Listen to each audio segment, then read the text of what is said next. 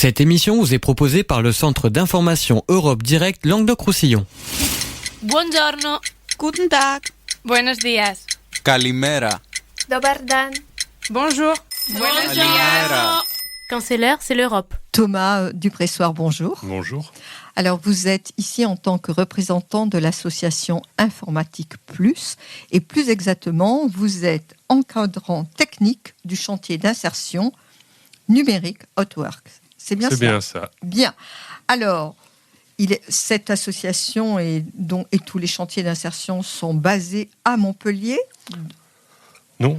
Non. Alors, vous allez me corriger. Vous allez me dire où ils sont implantés. Du coup, donc le siège social de l'association est basé à Castries. Oui. Et c'est là que se trouve maintenant l'atelier de récupération et de revalorisation du matériel. Voilà, alors on va dire que vous appartenez au Grand Montpellier, on va le dire comme ça. Ah, c'est ça, c'est l'agglomération. Voilà, c'est l'agglomération de Montpellier. Alors, je vais peut-être vous demander de vous présenter. Donc moi, je suis Thomas Dupressoir, donc encadrant technique du chantier numérique Hotworks, donc qui est un chantier d'insertion qui accueille 12 salariés pour des contrats de 6 mois à raison de 24 heures semaine. Donc on offre un contrat de travail avec une double obligation contractuelle, une la production et l'autre l'insertion. Donc, alors, par l'activité.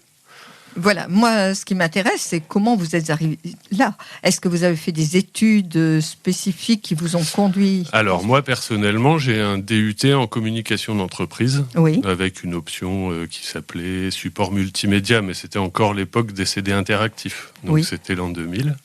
Et comment vous êtes arrivé dans cette grande association? Eh bien, j'ai pratiqué pendant 15 années dans des espaces publics numériques à travers le nord et le sud de la France, souvent dans des structures de proximité, dans des quartiers dits prioritaires, en tout cas souvent délaissés. Et en arrivant sur Montpellier, donc il y a une dizaine d'années, j'ai été en charge du réseau des points CIB pour le Centre régional information jeunesse. Oui. Et après, j'ai fait un peu d'accompagnement à l'emploi sur le bassin du Grand Pic Saint-Loup, la communauté de communes.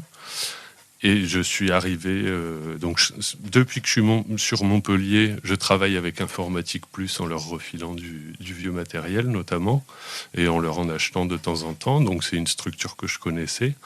Et quand il y a eu l'offre d'emploi pour le projet numérique Hotworks, ça m'a fortement intéressé. Très bien, voilà. Avec une fibre sociale et bien évidemment développée. Parce que je crois qu'on ne peut pas rentrer dans une telle association si on n'a pas une fibre. Ouais, encore. Voilà. Alors, maintenant, je vais vous demander quelles sont les raisons qui vous ont poussé à rentrer dans un tel projet. Et quel est-il exactement ? Alors, le projet a émergé avant que moi-même j'entre sur la structure. On pourrait peut-être donner le nom du responsable d'Informatique Plus. Donc Informatique Plus, c'est d'abord Monsieur Aliamé, qui est son directeur, et aussi... Qui est l'âme de l'association. Ouais, donc l'association existe depuis 2002, et c'est lui qui a porté toute l'association depuis le départ, avec son conseil d'administration.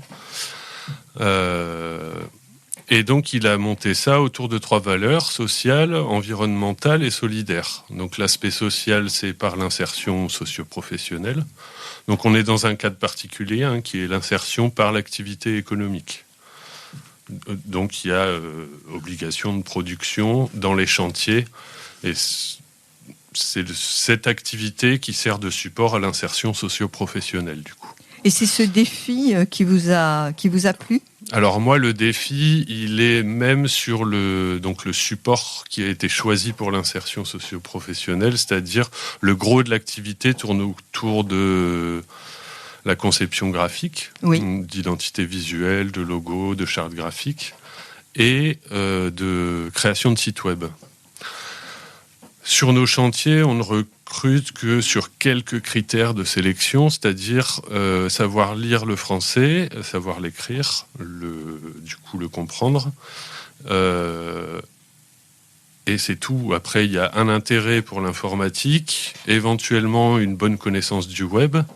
Mais donc, on attend de personnes qui sont a priori sans qualification ou très peu qualifiées. de produire le travail de personnes qui, normalement, sortent avec Bac+2.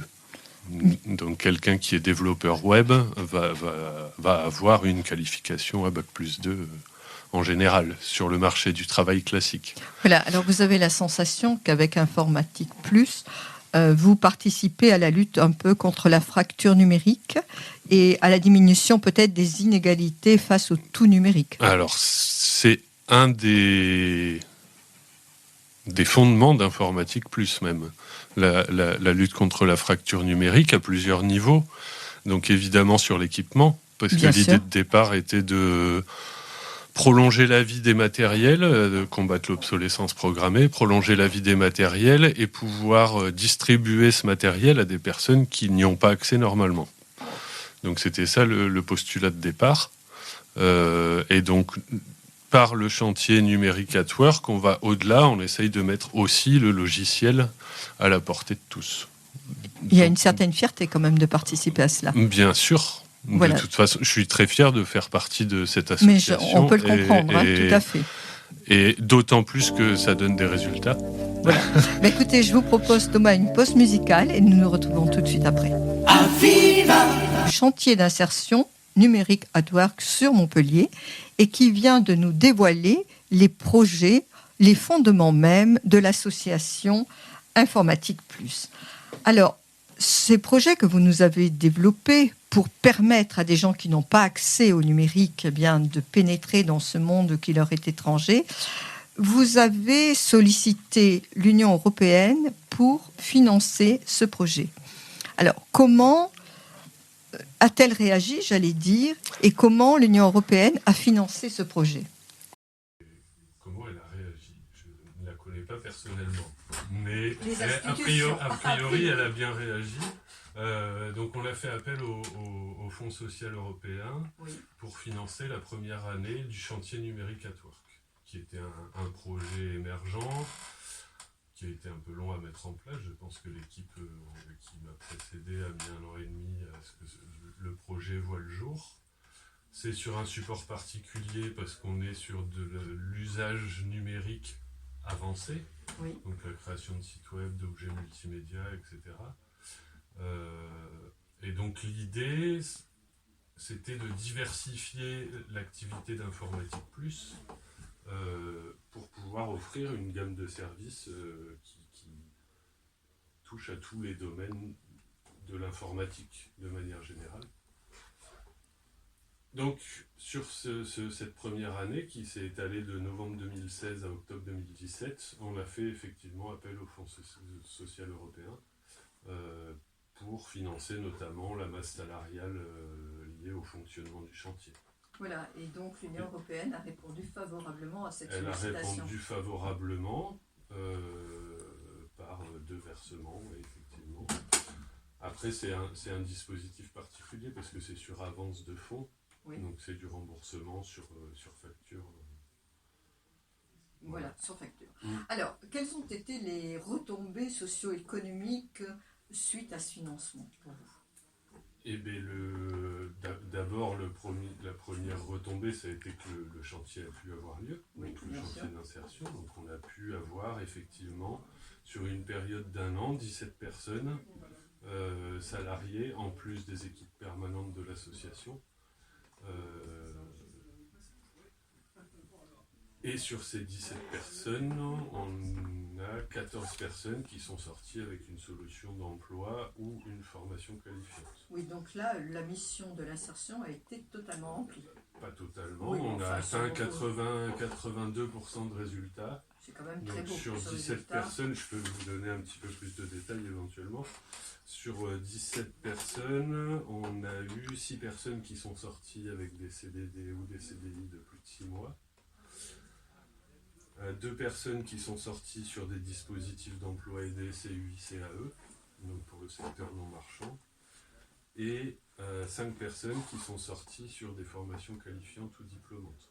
Alors, on peut souligner quand même là le rôle essentiel de l'Union européenne, puisque l'Union européenne vous a aidé certainement à développer tous les chantiers. Du chantier, en tout cas, sur les... Ce chantier-là, l'autre, Ce il n'y a chantier. pas eu d'appel particulier, mais ce parce que c'est chantier-là- quelque chose qui tourne déjà. Mais ce chantier-là, de toute façon, n'aurait pas pu voir le jour sans ce financement l'Union européen, européenne, c'est bien évident. sûr. Ouais. Donc là, on voit toute la force de l'Union européenne quand Bien même sûr. sur un tel chantier. Mm. Alors, moi, j'aimerais bien savoir si vous avez rencontré des difficultés, et si oui, lesquelles. Comment vous avez appréhendé Alors, ce partenariat, j'allais dire. Les C'est bien. difficultés viennent après coup. Après, donc, il y a eu plusieurs niveaux de difficultés, étant donné que le passage de la compétence de la gestion des fonds européens est passé au département. Il y avait toute une mise en place chez eux, Oui. je pense. Ce qui n'a pas facilité notre travail. Nous, la structure était relativement novice sur l'appréhension de ces fonds. Donc c'est pareil, il y a eu un temps d'adaptation à avoir sur qu'est-ce qu'il faut comme justificatif, comment ça rentre dans les cases, comment... Oui, c'est ça. Voilà, la mise en place du suivi. Vous soulignez un petit peu la lenteur du... Pas forcément la Non. lenteur, parce que voilà, c'est tout, c'est des institutions, il y a des commissions. Il y a la C'est procédure. pas forcément lent, parce qu'on connaît le rythme. Oui, c'est la procédure. A priori, Les c'est procédures, voilà. Mais voilà, c'est respecter. comment est-ce qu'on met en place pour ensuite pas être embêté sur la justification. Tout à l'heure, Voilà. je disais, le Fonds social européen, il est versé sur facture. Voilà, si on n'a pas les factures, il n'y a sûr. pas de Bien financement. sûr, il y a pas de Donc financement. comment on fait ce suivi pour pas pour pas scier la branche sur laquelle on est assise, tout simplement, en fournissant les indispensables du suivi et des justificatifs Voilà, donc, pour obtenir le financement. On peut dire que les difficultés, elles sont absolument minimes quand on connaît la procédure à respecter. Voilà. Alors après, malgré tout, le suivi d'un tel financement est très chronophage. Donc, et là, je m'avance un petit peu, mais c'est Votre de sentiment? manière personnelle. C'est-à-dire que je pense qu'il faut quelqu'un, même à mi-temps, mais qui soit exclusivement missionné sur ce type de mission. Voilà. Donc, Alors, sur ce écoutez, type de tâches de suivi et de justification de l'utilisation des fonds, que ce soit à l'échelle de notre structure, on est une petite équipe de permanents, dont certains sont à temps partiel, et il n'y a personne qui pouvait prendre en charge à pleine main ces démarches. Voilà. Eh bien, écoutez, c'est dit. Merci pour ce témoignage personnel. Alors, je ne vous quitte pas. Je suspends juste pour la pause musicale et nous nous retrouvons tout de suite, Thomas. Super. Technique du chantier d'insertion numérique Outwork à Montpellier. Vous venez nous dire comment les projets de cette association Informatique Plus ont eu une aide au financement de l'Union européenne et finalement les bienfaits quand même de cette aide que vous avez perçue, une aide financière. Aussi le temps chronophage, l'aspect chronophage de la montée de ces dossiers, de la réalisation des dossiers, mais quand même en soulignant quand même combien l'appui de l'Union européenne était bénéfique. Hein. Alors maintenant, moi j'aimerais que nous parlions, on va revenir sur Montpellier si vous voulez bien, Okay. et j'aimerais bien que vous nous parliez de la boutique d'informatique solidaire à Montpellier. Qu'est-ce que c'est qu'une boutique d'informatique solidaire ? C'est une bonne question. C'est une boutique d'abord. Oui. Donc c'est un endroit où on va trouver du matériel Oui. et des professionnels qui sont là pour vous orienter, vous conseiller, éventuellement reprendre le matériel et faire un diagnostic. Avant, on voit l'atelier à Castries si vous avez besoin de réparation. Et donc c'est le lieu avec, mais de manière un peu plus anecdotique, une boutique qui se trouve à l'atelier à Castries aussi. C'est le lieu où sont vendus les matériels qui sont reconditionnés dans nos ateliers. Voilà, quand on achète des portables qui sont reconditionnés, eh bien là on peut acheter des ordinateurs qui sont reconditionnés. Portables ou fixes Voilà. qui sont reconditionnés, ou des plus petits matériels, des équipements individuels, style disque dur, barrette de mémoire vive, écran, souris, clavier, etc. Voilà, et là vous nous donnez tous les conseils possibles, je suppose, non? Il y a une vendeuse qui est très compétente et qui est une très bonne technicienne, en plus, Et donc qui peut vous orienter, vous conseiller et Alors, vous aider à faire les bons choix Allez. sur le matériel qui est vendu à tarif réduit. Voilà, c'est bien ça qu'il fallait souligner parce que c'est du matériel peu cher. C'est Allez, ça. on va se permettre un petit peu de pub pour Informatique Plus. Elle se trouve où cette boutique à Montpellier? Elle est rue Jacques Draparno. Alors voilà, tout près des Arceaux. Donc si vous avez des ennuis ou si vous voulez acheter un petit ordinateur pas trop cher, eh bien vous allez dans cette boutique. C'est Alors ça. maintenant vous avez aussi une agence de communication solidaire, toujours, Numérique Outwork. Alors C'est là, c'est toujours dans la même boutique ou c'est Pas ailleurs? du tout. Donc nous, le chantier d'insertion est basé à la Pergola, au milieu d'une cour d'habitation, dans des locaux qui nous sont très très très gentiment prêtés par Aero Habitat, et sans lesquels le chantier n'aurait pas vu le jour non plus. Et là, alors on vient vous voir et vous nous montez le site. Qu'est-ce que vous faites là? Vous nous Ça aidez. dépend du besoin. Du besoin. D'abord, on part du besoin. Vous partez Et du c'est besoin. un des principes fondamentaux, c'est-à-dire qu'on ne va pas déployer des outils déjà préconçus avec plein de fonctionnalités que vous n'utiliserez pas. On va d'abord s'attacher aux besoins et essayer d'y répondre avec un produit sur mesure. Bien, alors, Voilà. qui vient vous voir? Qui fréquente cette boutique? Les associations, Oui. en général petites mais moyennes aussi, sur Montpellier.